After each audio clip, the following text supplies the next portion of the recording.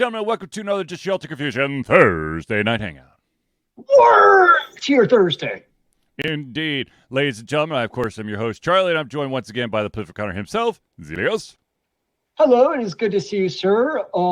Just as a FYI, there are apparently thunderstorms in town, so the internet goes kaput. It could be Comcast, it could be thunderstorms. Or it could be both. Be my cat's tail getting in the way. It's really hard to tell these things. It'd be funny as hell if Rose actually did that through the entire broadcast. He just sat there just to tell my faces. Yeah. All right, so ladies and gentlemen, this, of course, is the Thursday Night Hangouts, a live show where we try our best to cover the topics most important to you. So if you have not yet submitted a topic or a question, feel free to drop it in the chat, and we'll try to add it to this show. If we unfortunately do run out of time, we will add it to the very next show, which, of course, will be next Thursday. So without further ado, we're going to jump right into it. And let's talk about Diablo 4 and the wonderful weirdness that's been going on. Apparently, there's been a couple of builds for a couple of the character classes that are beyond OP.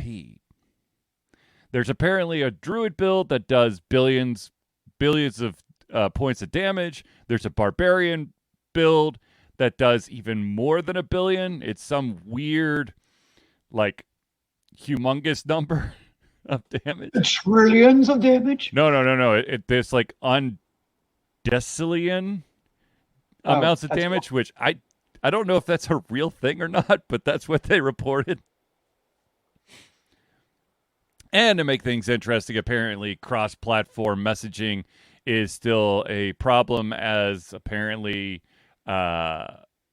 there's been nothing but spam that's being thrown across the platforms. Yeah, the game still needs balance for the characters. I think I talked a little bit last week, but in large part, they nerfed some of the characters, such as the Necromancer and the Sorcerer, because they're so OP'd at level 25 during open beta. Mm-hmm. And now, like, the Sorcerer, for instance, at high levels is basically a melee character, which makes no sense because you're Sorcerer, you're supposed to be, like, range and stuff. Yeah. And they do, like, paltry damage, and it's just, classes just need balance. There's no easy way to put it other than that. I feel like there's always the part of it, though, where, like, when we played Diablo 2, or even Diablo 3 when it came out, like, social media as far as games and what is the OP build wasn't really a known thing unless you went out of your way to find it. Yep. So a lot of people found, I'm sure in those games, played paltry, terrible classes that still got the in-game content, and they're just fine doing it. I remember in Diablo 2, I would spec all the way into Skeleton to have like 100 of them running around because you could do that. Mm-hmm. And then they get like one shot by bosses. Yep. It was just something to deal with. Whereas now that happens, like the forums erupt of Necromancer needs a buff because skeletons get one shot and class is unplayable. So there is definitely some element of a lot of these games, like going back for years, there was always crazy imbalance. We just didn't necessarily know about it. Like you had to go like out of your way, probably on GameFAQs or something, to find out about these. Whereas now it's just in your face all the time, it feels like. It's the beauty and the curse of social media is that you learn stuff instantaneously. And unfortunately, because the vast majority of games are shoved out the door so fast that they don't really get it that much balancing, and also because you have the internet, you can always just patch it later. Well, I think you also see, at least on Reddit, it's a microcosm of the news in that the stuff that filters to the top is bad news. Yeah. Like, if you went on the Diablo 4 Reddit, you'd think it's the worst game ever made on the face of the planet. It's complete and total utter trash. Mm-hmm. Because all it is people bitching nonstop about the game. Yeah. So there definitely is part of that. It's not a groundbreaking, revolutionary best game ever, and it's not the worst game ever. It's just a good action RPG that, like every other ARPG, has its warts. Mm-hmm. So it's a good game, but it's one of my favorite Reddits is actually the low sodium Destiny one. Mm-hmm. I haven't played Destiny in years, but I still like being a part of it because it's like a chill place to talk about the game, and it's just like kind of positive vibes only. Right. But you also have people have to moderate the shit out of it to make that happen. Well, obviously. So that's what I prefer is forums like that, where it's like, but you can also like constructively talk about the game and what can be better without, that. It's just, I think it's most gaming Reddits, especially when they first come out, are just nothing but trash. Yeah. Yeah, I could see that. And I can agree to that. I mean, everybody wants to have their moment in the sun where they feel important about bitching and moaning about the shortcomings of a game that everyone is so hyped about to try to bring the man down. I think what I saw that I really appreciated was Blizzard want you to move fast. Because your horse is not usable in town and you only have 3 boost. And my first thought is, if they really wanted you to move slow, you wouldn't have a horse in the first place. Yeah. So it's like, yeah. I mean, is it silly you can't use a horse in town? Probably. But at the same time, like, you still have a horse in 95% of the game. So I'm kind of like, some people will find any reason to bitch about a game, is really what it comes down to. Hell. And the game I've been playing, Zelda Tears of the Kingdom, you have access to a horse basically the entire game. And I continue to play the vast majority of the game on foot. Yo, doesn't your horse need exercise? I don't know. Do you hate horses? No. Or the horse too? No, but I did complete a side quest to recover Princess Zelda's horse, which is like a golden horse. And I named the horse Zelda, so Link gets to ride Zelda all over the place. And thus began Charlie's fanfic start. Anywho, but yeah, no, there's definitely been a lot of news around, the shortcomings of Diablo 4, and to be honest with you, I think it also, the vast majority of the news, if there's just like a brand new expansion or a big patch, you're going to have everybody bitching and moaning about it. Apparently, there's some change to orbs and Destiny 2 that's got everyone's panties in a twist. Oh dear, I hate when my panties get in a twist. It's very awkward to walk. Yeah, it's very, very awkward. But, I just find it funny that people are like, watch this highlight clip of Diablo 4 where an individual one-shots one of the toughest bosses in the game because of their OP build. Like, okay. Which I mean is kind of dumb. But I'm hoping Blizzard balances that somehow to make it more fun. We'll see what happens. I think they're just still too busy with the Microsoft thing. Yeah. And taking combos out of Overwatch. Overwatch. I love how hard I love how recently how hard they've been pushing this anime to like explain the backstory of some humongous war that was like what happened before the Overwatch 2. Did we lose Zealeus again? No. There he is. He's blinking. He was just statuesque. But So yeah. you're saying is like, don't move the entire show, you'll be very confused. If you don't move often, I feel like you froze, and I start worrying about you, Zealeus. I think I found a new game to play on the show. Well, I just fear that you'll be struck by lightning, which actually sort of happened on a not my Twitch stream, but someone's Twitch stream the other day. The guy was streaming, and lightning actually hit his house, and apparently it was quite entertaining. I hope he lived. I believe he did. Okay. But speaking of Twitch streamers, if you are a streamer who requests or gives the option for people to send you stuff, you have to beware that there are individuals out there who are total asshats who will send you stuff that you don't want. And that actually happened to a Twitch streamer recently as well.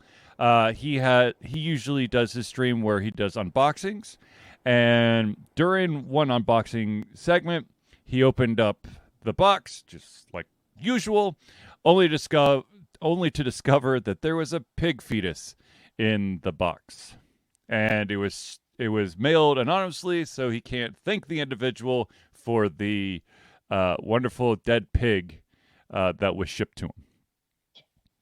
That's kind of a terrible thing to do. Yes.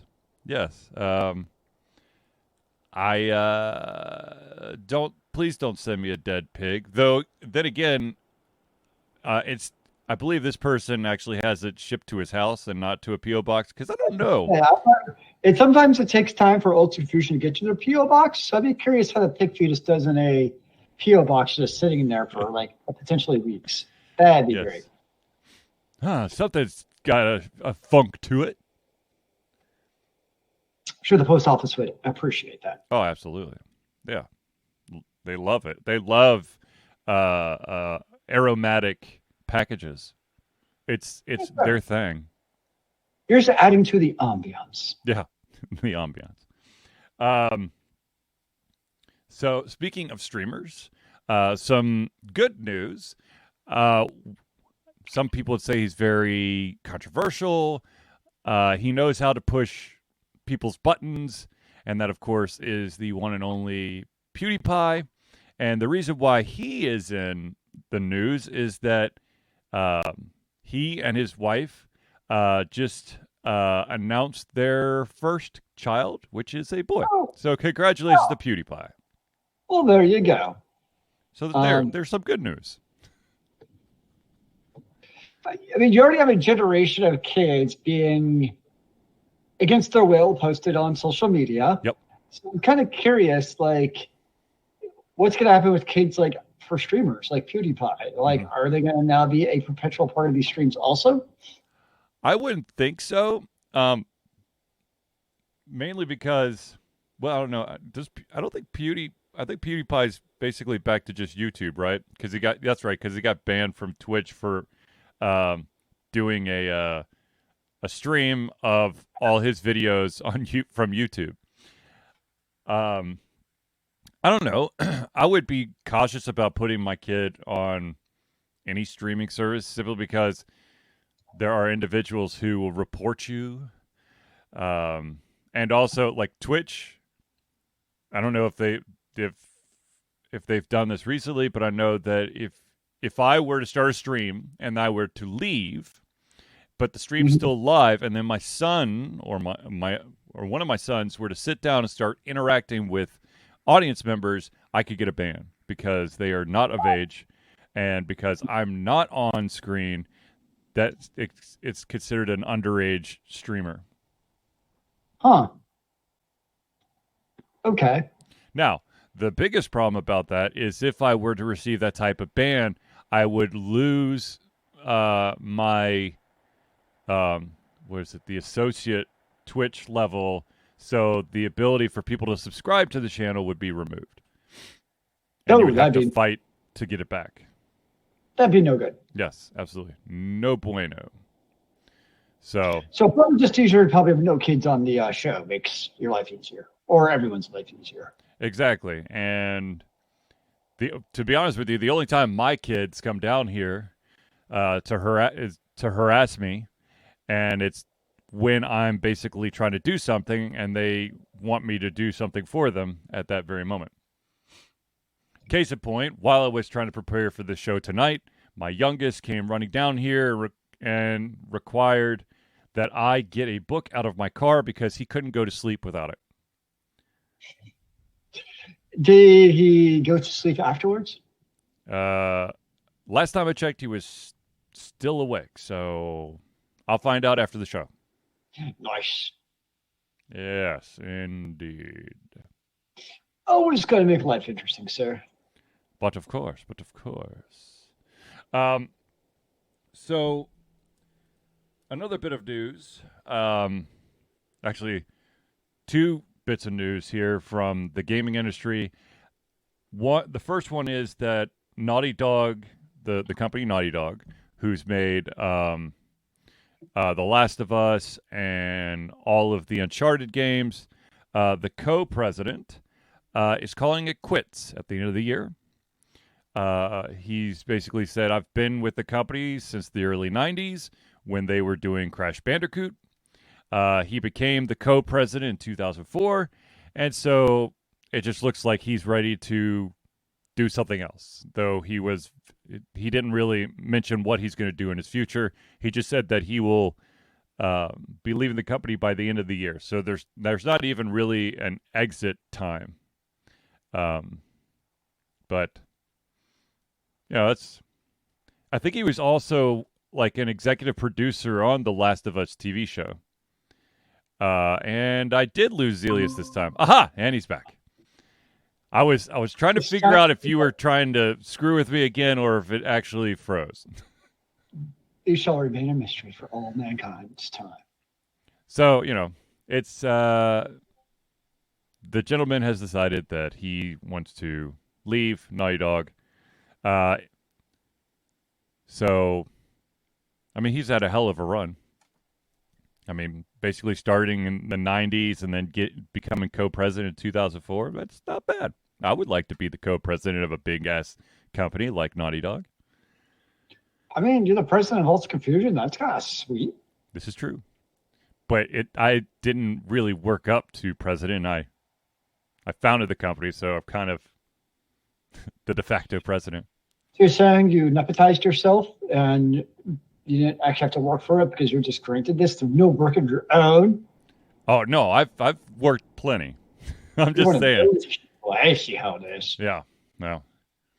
You could be my VP of operations, but I need you to write one post a week. No, the VP of operations, I delegate to other people to do stuff. I don't actually do anything. That's how C-suites work, man. Wait, I'm not supposed to do any work? I'm supposed to delegate? Oh, shit. I've been doing this wrong since 2007. Holy crap. Jeez. Actually, just delegate it all to ChatGPT. Problem solved. Yes, right.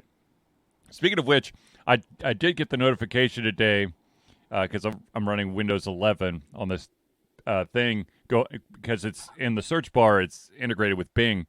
And they're like, congratulations and exciting news. Now the Chat AI program is part of Bing. It will help you complete your thoughts. I'm like, I don't know.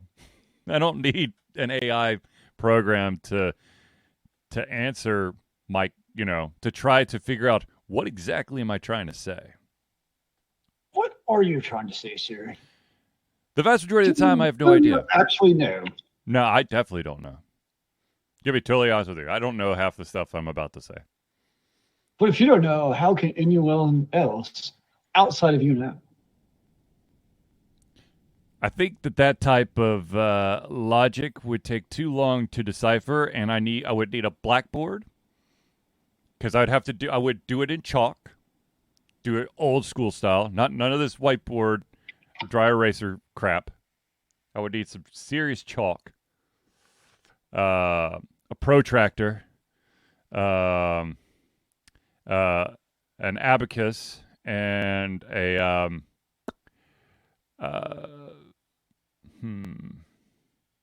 and a computer system that fills this room.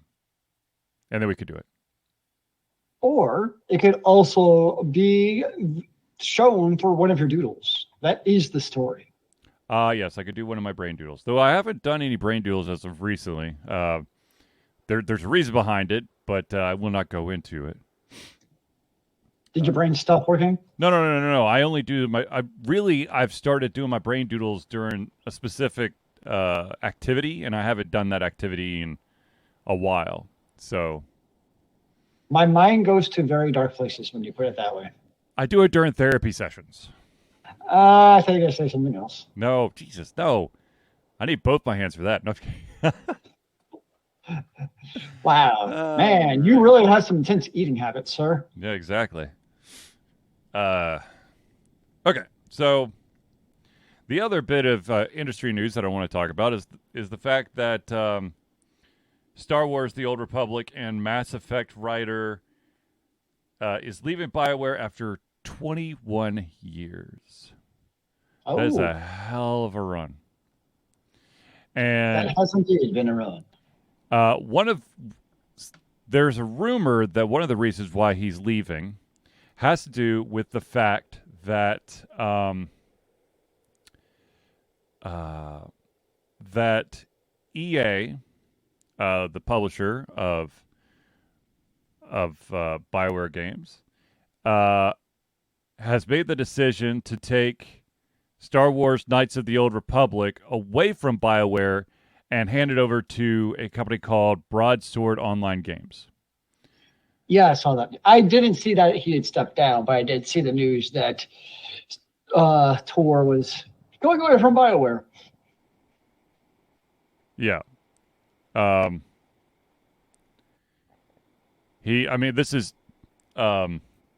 This was his actual tweet that he sent out. Alas, my 21-year journey with BioWare has come to an end. I wanted to thank the exceptional team of writers who taught me the business of creation with empathy, patience, and humor. Whatever the future holds, my work will be forever shaped by their lessons. It was a privilege. And there were some great writings that he created, but alas. Yes. It's sad. God, 21 years. That's crazy. It's a hell of a long time. I mean, especially in this day and age, there are not a lot of lifers anymore. There so many people bounce around from company to company, job to job, industry to industry. I know that I have. I know I've been, let's see, mobile game, then telecom, then law firm, then a web design firm, then telecommunications, and now a public university. I've been K through 12 education and now a privately held company. So you haven't bounced around as much as I have, but no, I've had a pretty boring work history, to be honest. Yeah, well. Anyways, oh crap! I closed the freaking whatchamacallit? Your tab of knowledge. Yep, that's the one. It's like the tree of knowledge, but out of electrons. Yes. So, yes. So apparently there is there is something that I don't know if it's in jest or if it's real, but there is something at Baldur's Gate 3 that is causing a stir, and that is that there is a romance option in the game that will allow you to romance Halsin the Druid while he's in bear form. Oh, so dear. Basically, it's a bestiality scene.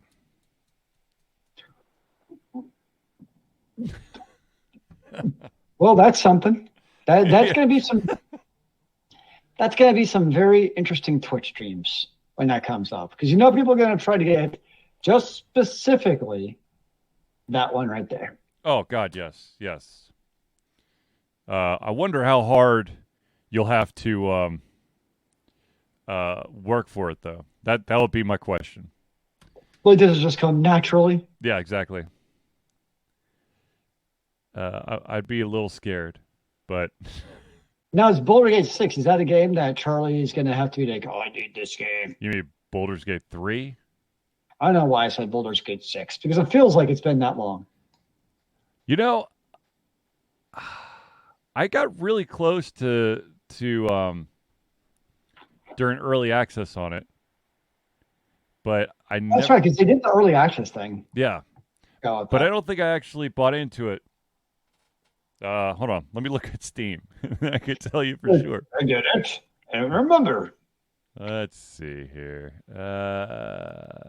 Do I have any Baldur's Gates here? Nope, just 1 and 2.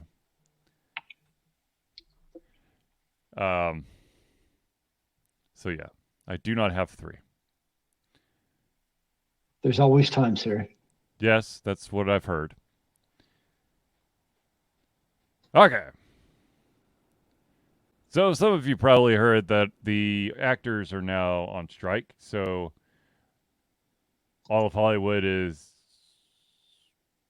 I guess this is the time for AI technology to screw everyone over or revolutionize the industry. I don't know. Well, I mean, that's a big part of, in all seriousness, that is a large part of the strike is the terms both over AI and over residuals on the streaming, because it used to be back in the day, you got the residuals from TV telecast or simulcast, like Friends. They made so much money off of those and the NCISs and et cetera, but with streaming content, that largely went away just because how the contracts were written. Because I guess technically that's not a simulcast, so it's not the same thing. It's not technically a repeat. Mm-hmm. So I know that's the other large part is getting those residuals. But now with the actors going actually and striking, not just the writers, that definitely changes the ballgame a little bit. Yeah. I mean, I'm definitely a fan of hoping that the workers actually get what is good for them in the long term. Because I really hold no empathy for large multi-billion-dollar corporations who basically have creative accounting to make it look like there's zero profit through magic. So, yes. No, they got to put the money back into the business. In their pocketbooks. Well, they are the business. As is their multi-billion-dollar mansions. Mm-hmm.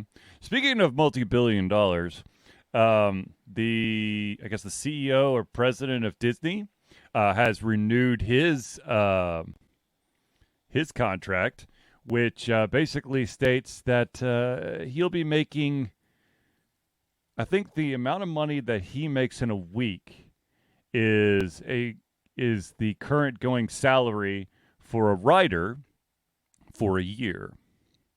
So what I'm hearing is he is not going on strike. No.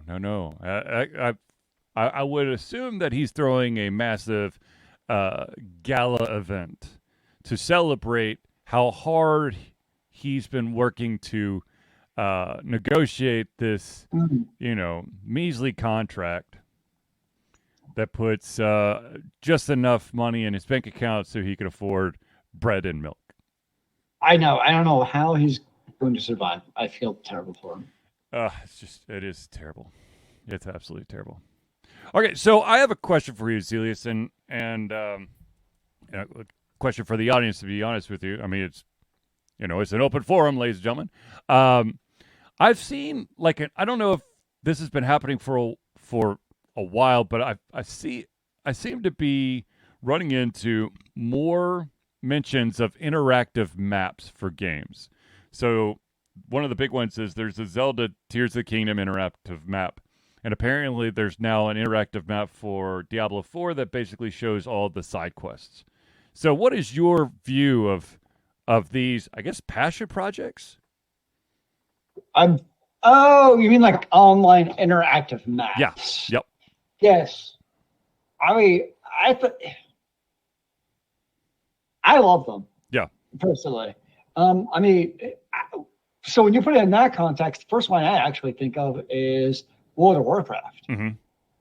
Because if you ever played Vanilla WoW back in the Dark Ages, there was no map marker for where to go for quest. Right. So you'd be like, in Stormwind, and you collect like 12 quests, you don't know where the flip to go. And so I remember what you would do. You had two options. Mm-hmm. You'd either get a add-on to basically mark on your map where the quests were, or the second option is you opened up Wildhat on another web browser and basically type in your 12 quests, and it would basically give you the mob density of where those were. And then you kind of like figure out on your map of like where to go. I remember I'd actually like write down on a piece of paper like a little like map icon, like, okay, go here, there, and there, on what to do. So when I think of my first interactive maps, that was definitely it. Now, like Diablo 4, I really like those online interactive maps because. So I'll say like with vanilla WoW, like not having the quest markers was a pain in the ass. Right. And so like that was a good quality of life from Blizzard when they actually added map markers. I'll say like the map in Diablo 4 itself is fine. It's just that having the interactive map online helps if you want to get more information out of the map is beneficial. What was when I was using the other? So like a good example was like I was going from like one quest to another, and I wanted to know if there was a portal on the way. Well, naturally, you don't want to show like from the actual game itself that there's a portal on the way because it's a fog of war. But being able to look on the map at my own discretion and choice to see if there was a portal on the way, because I feel like cheating in that way and cool. So I think the way, like in a game like that, it works fine having your optional map. And if you want to, you can look up the things like the Altars of Zealeus and all of the dungeons. So for that game, for games like that where there's like a lot of map content, I definitely appreciate it. Yeah, I haven't actually used it, but I know people who do use the interactive Zelda Tears of the Kingdom map, and to be honest with you, I'm about there because there's a couple quests where it's like this character went west out of the city, and literally I have walked as west as you can go, and I still don't see it. So, there comes a time where Charlie will have to throw in the towel and just say, "Where the are you, dude? Seriously." I mean, west can be a pretty broad direction depending on where you are. Well, I mean, I think that it's beneficial to have an interactive map when you have an open world game, that you use at your discretion. And I won't it's not like I'm going to be like, okay, just got this quest. Let's look at the map so I know, what I have to do. Yep. Though for the most part, a lot of the games that do, dole out quests and side missions and stuff, they're pretty good about kind of giving you an idea of what you have to do. But there's definitely, like in Zelda, where you want to go to shrines to get these orbs of light that allow you to level up, say, your stamina or your health. And I think I've done 58 of them, but there's still like 30 more. I may go to the interactive map just to see how close I've walked to some of these shrines, just so that, if I want to do them, I could do them.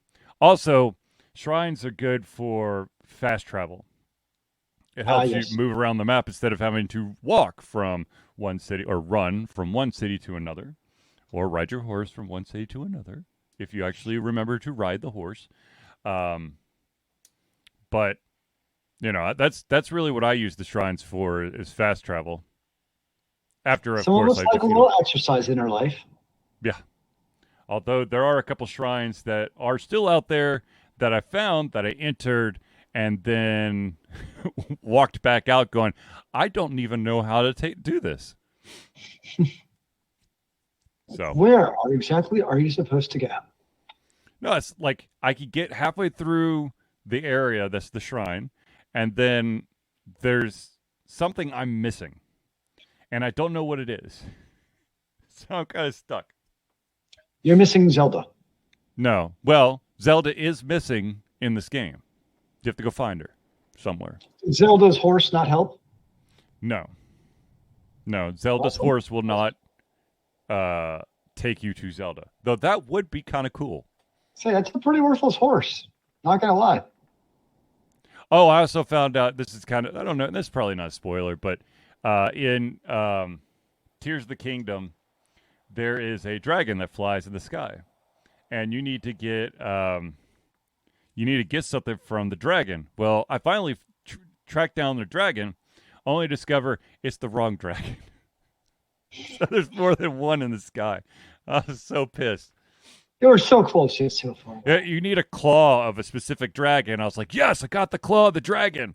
And then like I read the quest details, and then I read the name of the claw, and I'm like, that's not the name of the dragon that I need the claw from. How many damn dragons are there? Probably 2, I guess. I don't know. Or maybe 3. Maybe they all are elemental. Is it like a Pokemon? This one was the one I found was on fire. Did you put the dragon on fire? Or No. like, It was literally, it was kind of like it was like magma hot. That sounds dangerous. It was. I was burning up trying to get close enough to get its claw. I could have died. How'd you get a claw off a dragon if it was already on fire? So you shoot its. Apparently, their claws just fall off if you shoot them. Shoot the claw. There's some pretty terrible claws. They just fall off. I was like, so. Maybe the overwhelming heat makes them like loose or something. Yes, extra brittle. That's a reasonable explanation. Yes. We'll go with that. We'll go with that. All right, ladies and gentlemen, I do want to take a quick pause. I still haven't fixed that stupid thing. Don't call our friend's logo stupid. It's not. Ladies and gentlemen, there are some. I want to pause for a second to thank all these amazing individuals that help Alter Confusion be the Alter Confusion that you love and adore. And so, without further ado, let me give you shout outs for the friends of the show. First off is the Indie Cluster. The Indie Cluster is an organization of independent game developers that want to gain exposure by being involved in the community. They collectively journey to popular conferences as a traveling booth to help gain attention for their games. They make partnerships in local communities to bring games to the mainstream mindset. They highlight local, unusual, and rare concepts that challenge the paradigm of the common.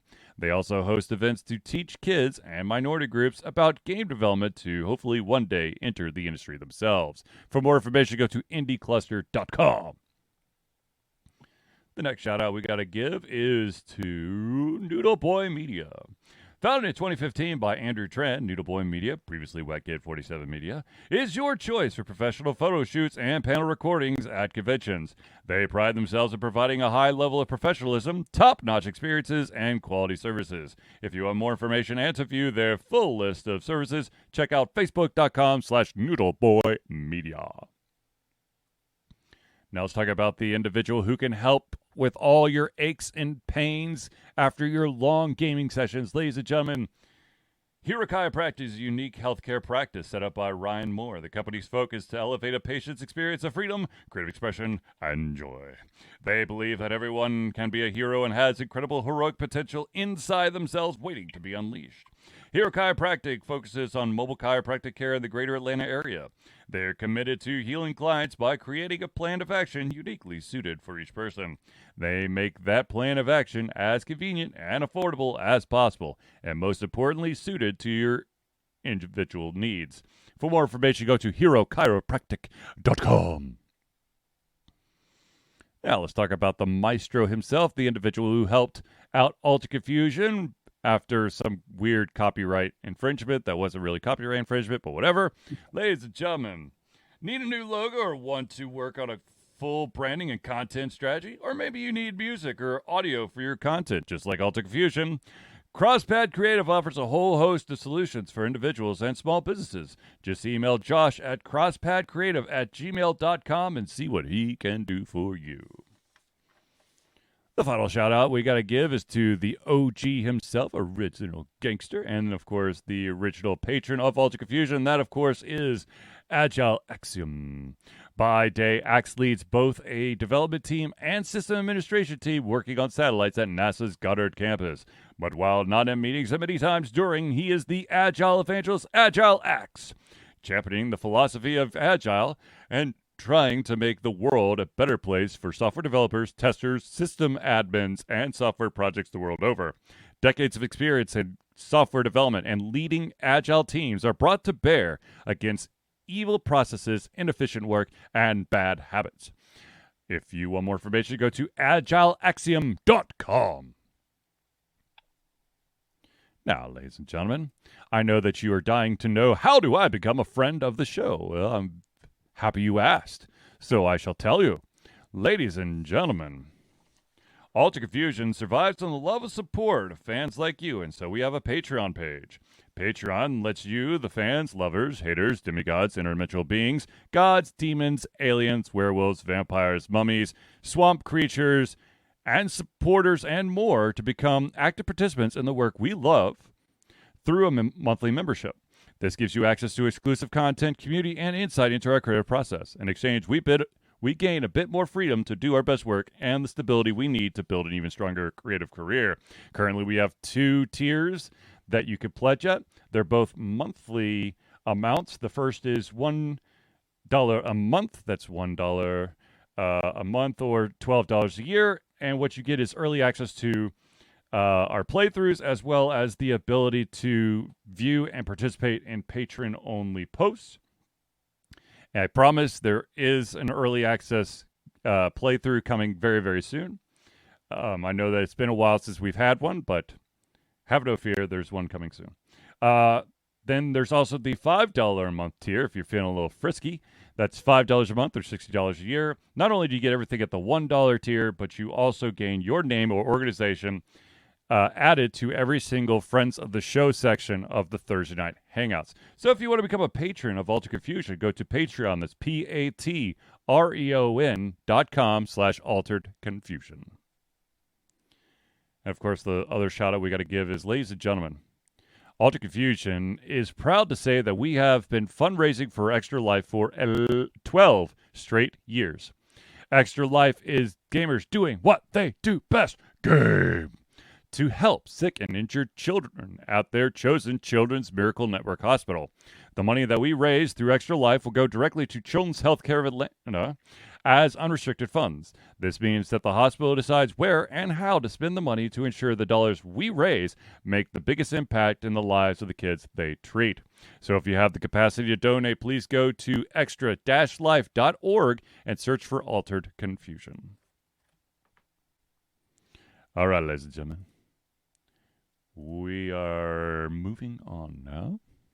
There's more? There's more? Yes, of course, there's more. Yes. A little bit of news. The new Superman Legacy, has just added another actor to its roster, and this time it is Nathan Fillion, and he will be playing the part of Green Lantern. And apparently, he's going to be playing the part of the most annoying Green Lantern ever to grace the comics. I don't know how I feel about that, but it's interesting because a normal Green Lantern, aka Ryan Reynolds, worked so well. Yeah. It's like the people are trying to re-resurrect Fantastic Four at the same time. Yeah. Yeah. Yeah. There's not much to say about that. I mean, A, I don't have Disney Plus, and B, really since Avengers Endgame, like, I just haven't really cared about the superhero movement. Like, I never was really into DCEU in the first place. Mm-hmm.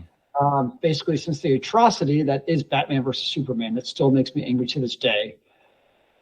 I just haven't. I just haven't really cared about superheroes. Yeah. I don't know. I hear you. Yeah. I will Yeah. not be watching the Superman. I think the last Superman I saw, I don't even think I've seen the Henry Cavill Superman. It was the one I before know. that, I know. I have. Brandon Brandon Roth. Yeah. Roth. Yes, aka the dude from Heroes of Tomorrow. Now, Legends of Tomorrow. what I think of when I think Brandon Roth is one of the evil exes from Scott Pilgrim vs. the World. Oh, that had so many random big actors actually. It was great. Because didn't it also have Chris Evans. Oh, thank you. Yeah. Yep. So yeah, I love when you watch like because I saw it like last year for the first time in a long time. Mm-hmm. Watching like, oh wow, I know these people now. Yeah. Chris Evans is a fantastic bad guy though. Agreed. If you ever saw, did you see Gray Man? Yeah, I did. It was a fun movie, and part of it was because Chris Evans as the bad guy was just fantastic. He was so much fun. It was so evil. Yes, it's like the right amount of campy evil without making it campy. Like it's a very hard line to straddle to go from like campy of like, okay, this is dumb to he's just a maniacal, crazy bad guy, Mm-hmm. and he pulled it off perfectly. How about this bit of news? This is crazy, but a game that's been around for a long time has just hit a all-time high in what do you call it? Concurrent users playing the game, and that game, of course, is TF2. Team Fortress 2 has just set another record. I played the shit out of Team Fortress 2 for many years. When did it first come out? I think it actually came out prior to the concurrent user scorekeeping, basically. So I think you could play online well before like they were keeping that track of that. But nonetheless, it's very much a juxtaposition to a game like Blizzard 2, which keeps like Overwatch 2. What did I say? Blizzard 2. All right, I'm cut off on half a beer. Blizzard 2 and Baldur's Gate 6. Okie dokie. Wow. It first came out in I can't even call myself dyslexic for that. I don't even know what that is. That's just stupid. Yes. So Overwatch 2 is like they keep on like pushing away gamers through their actions. And yet you have Valve with TF2 keeps on releasing content, and it's just a steady trickle of gamers playing the game. Now Zealeus is trying to put words together. Instead of steady trickle, he tried to do streddy. He's doing great. I do find it hilarious that I of course Googled Team Fortress 2 just so that I could find out when it was originally released. And the first question that's asked is, why did Team Fortress 2 die? And I'm like, wow, yeah. I wonder when that question was asked, because now that it just hit, an all-time high, let's see here. 3 years ago, someone asked why Team Fortress 2 is dead. It's not, apparently. It's doing quite well, but thanks for your concern. Are you sure about that? Maybe it's just lying to you, and like it's not really as popular as you think it is. Or something. I don't know. Sure. Yeah. Okie dokie then.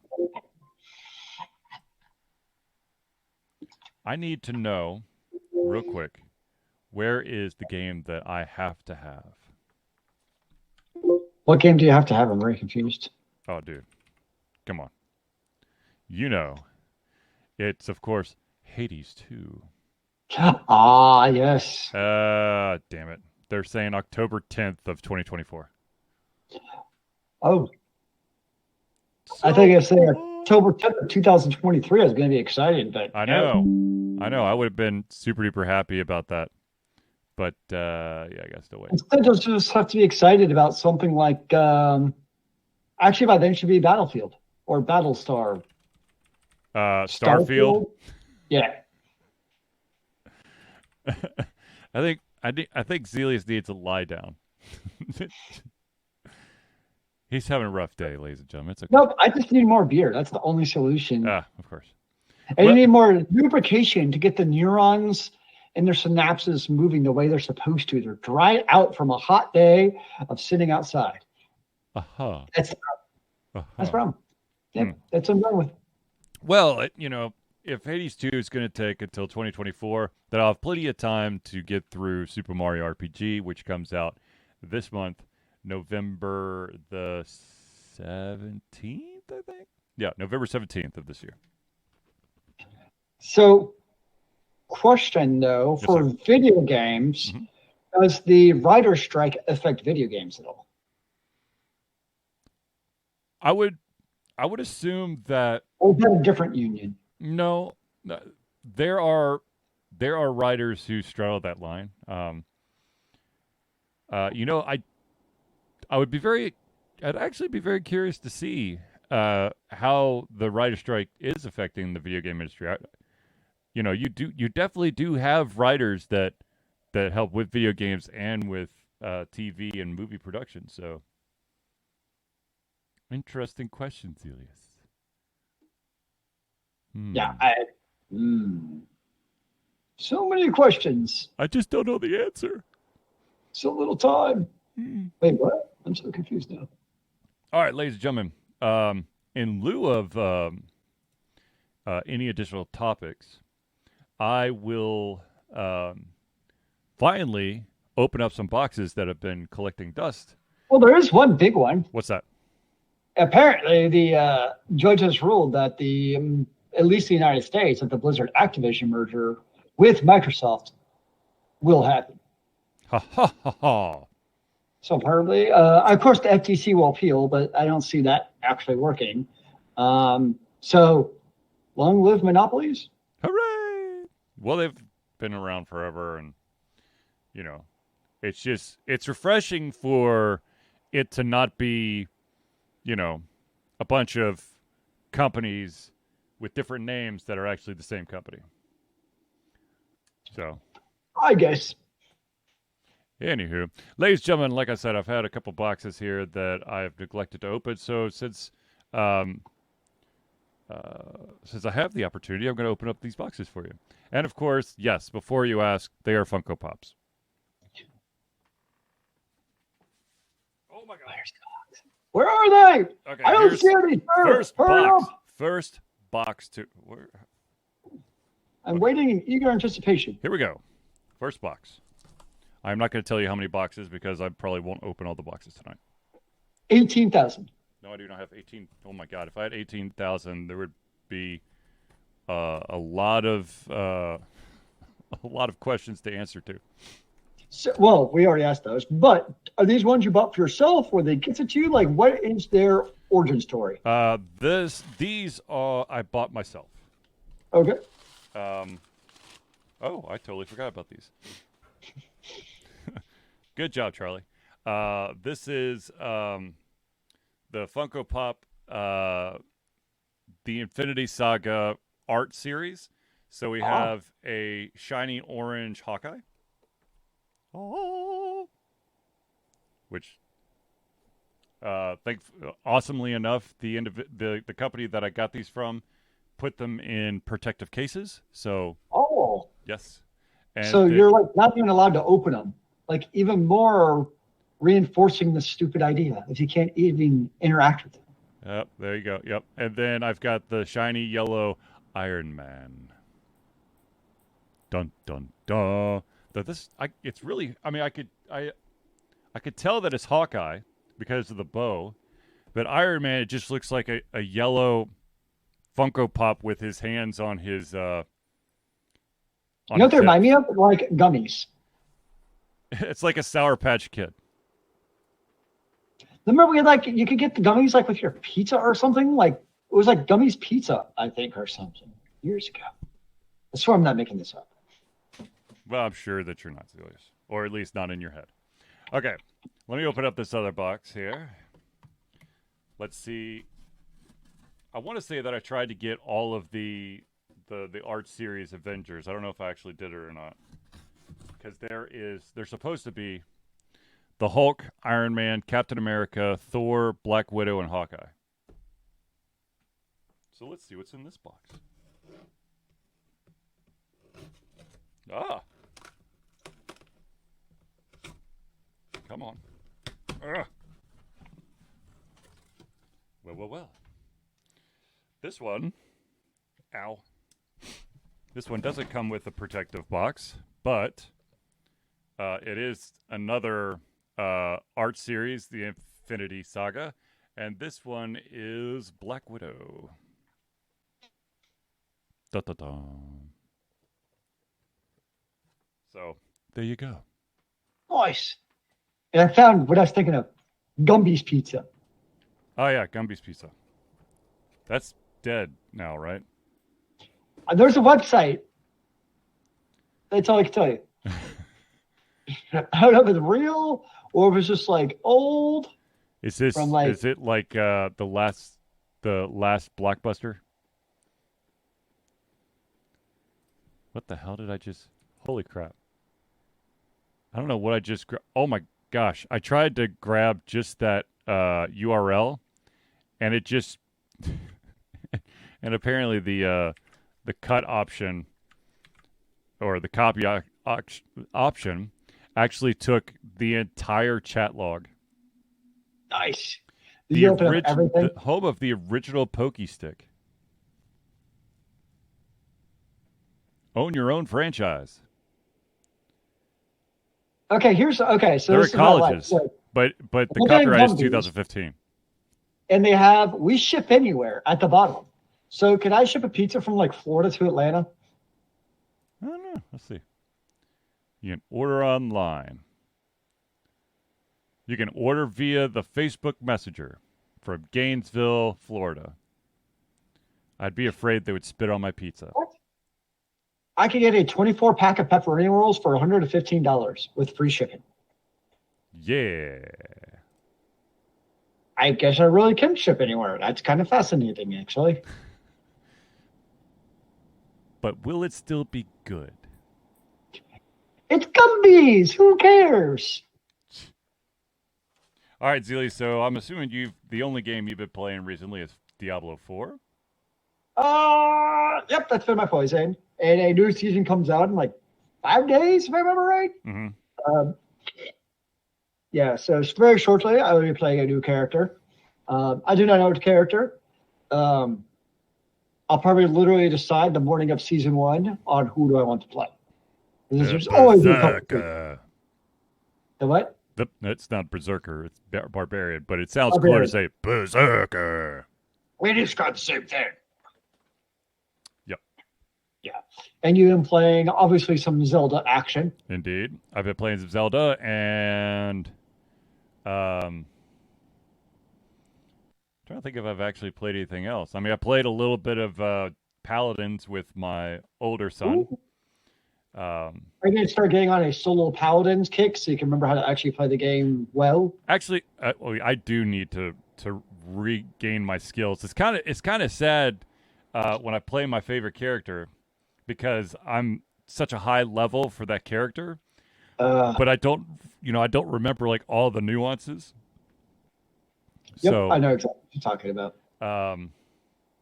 But actually, I've been playing a little bit of Legends of Runeterra, which I think I talked about last week. Oh yeah. I've been dipping my toe in that pond. Nice. However, once again, I'm still not playing competitively because I don't know like the vast majority of the cards. So, yeah, there's always a tricky thing with that, or any like games as a service type of platform. Yeah. Like if you don't play for an extended period of time and you come back, there's very much a like, what? Okay, so Destiny 2 had a sale. Mm-hmm. It was like anniversary, buy all the expansion type of thing. Yep. Well, I wanted to log into my character to figure out, like, I have no idea what bloody expansions I have or don't have, right? Mm-hmm. And so I wanted to log into my character and be like, what do I own, right? Right. And as soon as you jump in, it actually is really dumb. It starts you off immediately at a cutscene. I'm guessing for the new expansion. I don't actually know. I'm like, bloody hell, I'm actually at work. Like, I can't actually sit here and play video games. I just want to know if I want to buy it or not. So I log out. Later that night, I'm like, okay, now I can sit down and play, like, whatever that intro to it is. Yeah. And immediately, like, skipped over everything as soon as I played it all. I'm like, really, guys? Like, I didn't actually play it. I just actually out because I couldn't then. Yeah. But nope. So I'm going to what the hell I actually have now. Like, oh, Lord.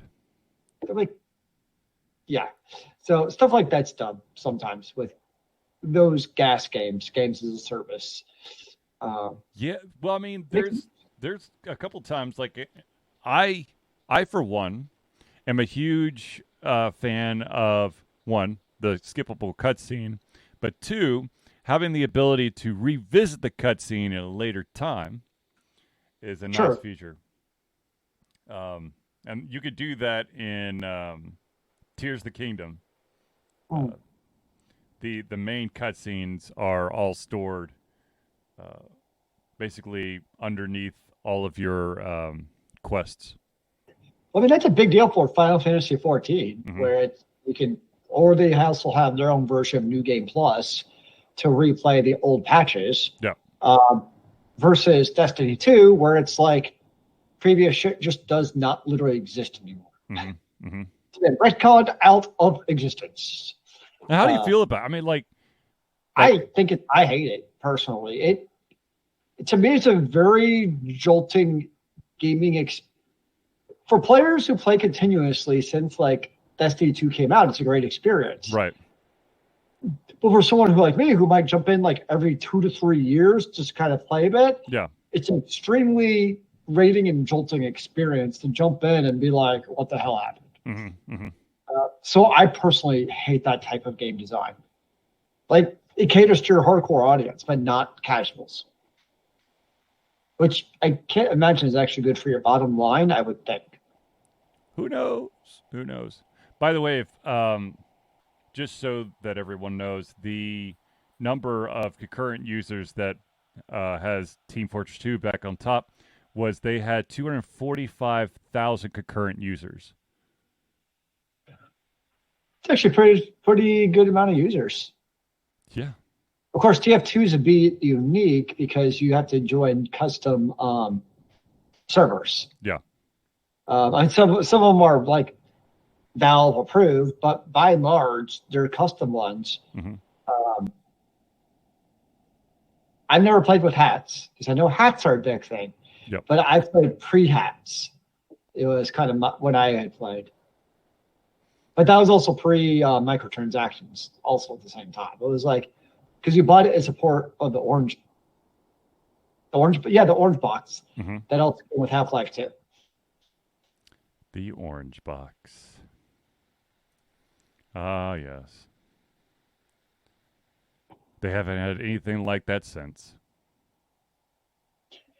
I guess you could buy the orange bits and bytes. I guess. Oh, by the way, that Harry Potter Magic Awakened mobile game has already generated over or close to $3 million.